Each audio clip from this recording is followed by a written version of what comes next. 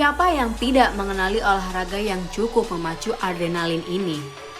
Tinju merupakan salah satu jenis olahraga tarung atau combat sports yang sangat populer di dunia.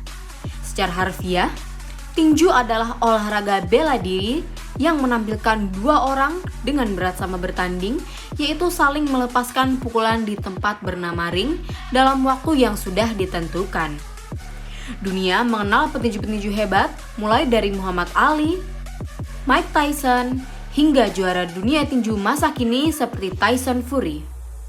Nah, selain nama-nama atlet tinju yang berasal dari luar negeri tersebut, Indonesia juga mempunyai atlet tinju profesional yang kemampuannya juga sudah diakui secara internasional. Salah satunya ialah Daud Yordan. Atlet yang lekat dengan sebutan Cino ini telah menorehkan banyak prestasi di berbagai ajang pertandingan. Prestasi Daud dan atlet tinju lainnya ini tentu saja dapat membuka peluang bagus bagi perkembangan olahraga tinju di Indonesia.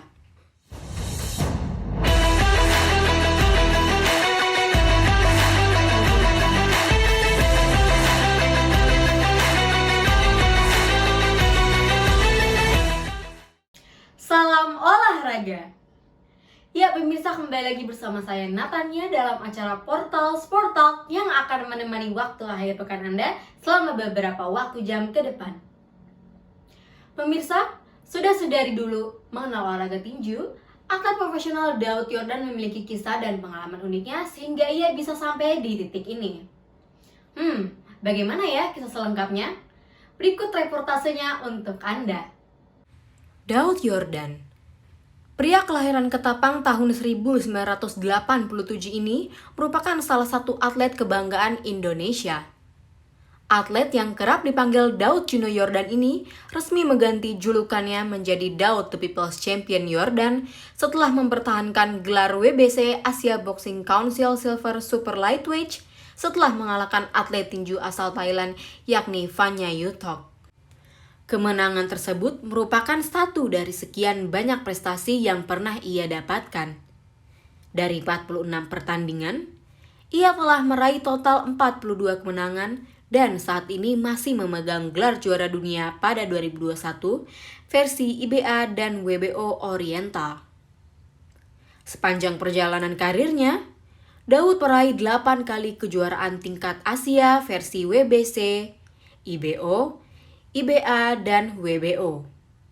Pada tingkat dunia, ia juga berhasil meraih 3 kelas berbeda yakni kelas bulu, kelas ringan, dan kelas super. Tidak berhenti di situ, gelarnya kian waktu terus menambah hingga memperoleh kejuaraan WBA internasional dan beberapa kali memenangkan WBC internasional.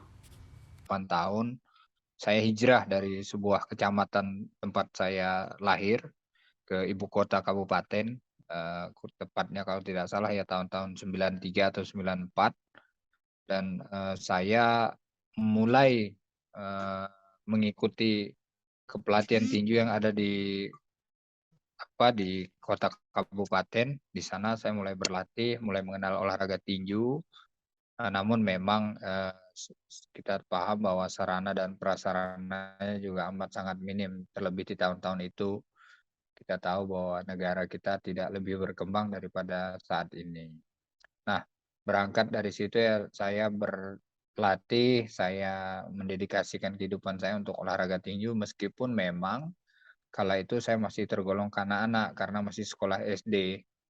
Nah, namun, eee, anehnya juga saya merasa bahwa dunia tinju ini akan menjadi jalan hidup saya sehingga saya meyakini bahwa kelak pun saya akan menggeluti olahraga ini sampai, betul-betul di masa selesainya lah, karir seorang petinju.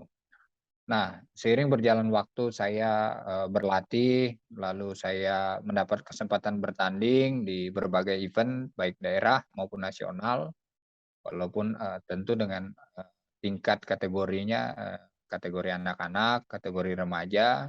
Dari sekian banyak pertandingan, kemenangan dan juga, mungkin beberapa kekalahan, kalau boleh tahu apa sih, Kak, mungkin pertandingan yang menurut Kakak tuh paling berkesan gitu? Dan mungkin, eee, baik dari segi pertandingannya atau mungkin dari segi lawan, Kakak sendiri? Ya, kalau berkesan saya kira hampir semua pertandingan saya sangat berkesan karena, setiap pertandingan tentu, punya cerita tersendiri, punya, eee, problem tersendiri, bahkan kemenangannya pun tentu punya cerita sendiri. Namun tentu dari semua pertandingan yang saya jalani, pertandingan yang di Amerika lah, yang saya kira menjadi momen yang tidak terlupakan. Sebab saya di sana bisa bertanding dan menang, dan faktanya sejarah mencatat bahwa saya salah satu-satunya petinju Indonesia yang berhasil memenangkan pertarungan di Las Vegas. Nah, ini juga saya kira bolehlah, ini akan menjadi sejarah bagi petinju Indonesia dan menjadi cerita pribadi bagi saya serta keluarga bahwa kita juga pernah punya cerita di sana. Ya pemirsa, tidak hanya Daud Yordan saja, tetapi kini sudah banyak atlet-atlet muda di Indonesia yang sudah mulai menunjukkan keseriusannya dalam berlatih olahraga tinju. Lantas, bagaimana kisah inspiratif dan kisah keseruan atlet-atlet muda di Indonesia?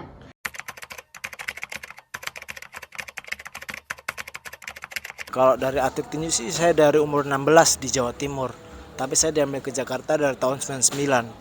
Terus akhirnya saya pindah ke sini dari tahun 2000.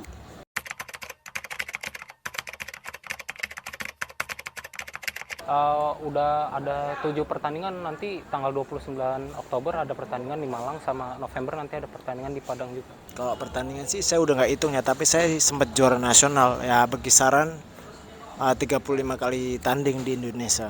Dan selebihnya ada dari Thailand juga, sempat sih 15 kali ke Thailand.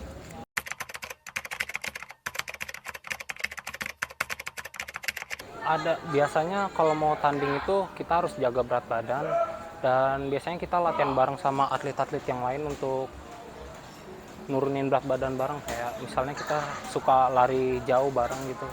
Kalau pantangan sih kita kurangi karbohidrat seperti telur-telur gitu, dan es lah, paling es yang kita stop total.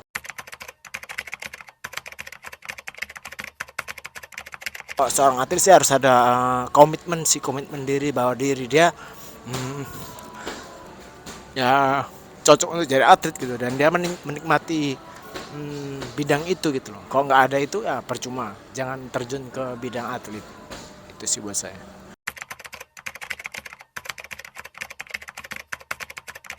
Kalau buat saya sih, bagi saya Indonesia sangat banyak sih potensi untuk atlet tinjunya. Mental kita sangat-sangat wow dibanding negara lain. Karena saya sendiri bermodal tempe tahu, tapi kita bisa lawan mereka gitu. Intinya mental kita, mereka sangat salut sama kita.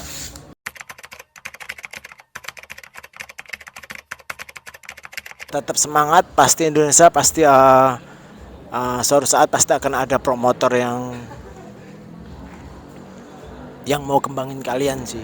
Itu bagi saya. Tetap yakin aja sama diri kalian sendiri.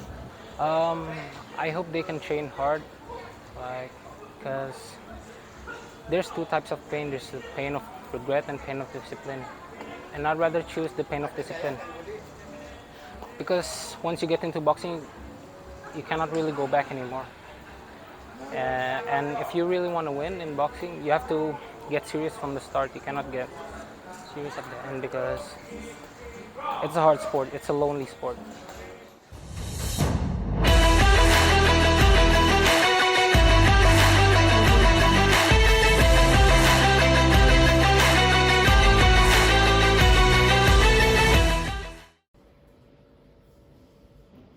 Walaupun olahraga tinju identik dengan laki-laki dan juga identik dengan perkelahian, namun siapa sangka olahraga tinju juga banyak digemari oleh kalangan wanita.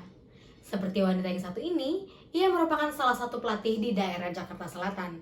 Seperti apa kisah selengkapnya? Dan sekarang saya sudah terhubung dengan jurnalis lapangan yang sedang berada di tempat. Silakan Sabina Arla. Baik, terima kasih Tania. Nah pemirsa, saat ini saya sudah berada tepat di tempat latihan Boseo, Jakarta Selatan. Nah, saat ini saya sedang berada bersama salah satu coach yang ada di Boseo. Mbak boleh perkenalan dulu siapa namanya dan umurnya? Nama saya Cira, umurnya 21 tahun. Apa kabar nih Mbak? Baik. Oke. Nah, aku mau tanya-tanya sedikit nih tentang kakak kan jadi pelatih tinju. Nah, terutama kakak nih perempuan kan.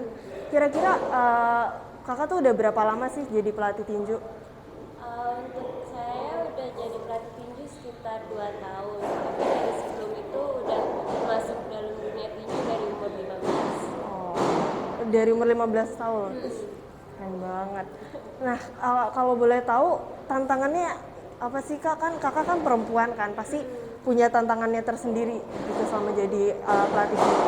Salah satu tantangannya sih kalau jadi pelatih pasti harus kayak membuktikan diri lebih dari kalau saya laki-laki gitu.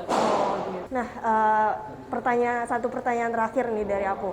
Dari kakak sendiri, apa sih harapan terbesar kakak untuk anak didik kakak atau atlet-atlet di luar sana yang sedang menggeluti dunia tinju ini? Harapan terbesar sih yang pasti untuk dapat kesempatan aja untuk terlihat tanding di level yang tinggi, mungkin sampai level internasional, biar bisa membuktikan Indonesia tuh bisa punya petinju-petinju yang bagus juga. Keren. Oke, segitu aja sih pertanyaan dari aku. Terima kasih kak. Terima kasih. Oke, baik pemirsa, saya Sabina Arlayogandini kembali ke studio. Baik, terima kasih Sabina Arla atas informasinya. Cukup menarik ya pemirsa. Tetapi di balik banyaknya penonton dan terkenalnya seorang petinju, tidak lepas dari peran promotor. Lantas, bagaimana sih cara kerja peran promotor? Informasi ini sekaligus menjadi bagian akhir dari acara kita. Saya Natania Rizky Ananda selaku host acara Portal Sport Talks pamit undur diri. Salam olahraga. Itu apa ada kaitannya tuh Pak dengan mungkin gimana sih seorang atlet itu bisa masuk ke suatu promotor gitu, maksudnya berada di bawah naungan satu promotor itu, apakah promotornya yang mencari atau justru mereka yang mendaftarkan diri? Beda-beda sih, ada yang tidak terikat sama satu promotor, ada yang memang terikat sama promotor tersebut kayak Daud dan lain yang terikat sama kita gitu ya. Kalau tapi kita juga tetap mencari calon-calon petinju lain gitu loh. Calon-calon petinju yang bisa kita bawa ke level internasional. Cuman itu kan butuh waktu, butuh proses lah ya. Jadi nggak bisa 1 kali 2 kali terus begitu kita tahu. Jadi mungkin ya kita kasih kesempatan bermain di acara kita lihat dulu gimana dari ronde-ronde yang pendek dulu lah, lawan nasional dulu levelnya. Baru setelah itu baru kita naikin ke tingkat internasional. Gitu. Seiring dengan perkembangannya olahraga tinju itu pasti kesejahteraan atlet itu merupakan hal yang perlu diperhatikan gitu ya Pak. Nah menurut Bapak gimana sih sekarang kesejahteraan atlet, baik dari atlet yang masih aktif ataupun atlet yang mungkin udah pensiun gitu Ya memang yang itu selalu jadi apa ya, fokus gitu. harusnya menjadi perhatian di negara ini gitu loh, bahwa atlet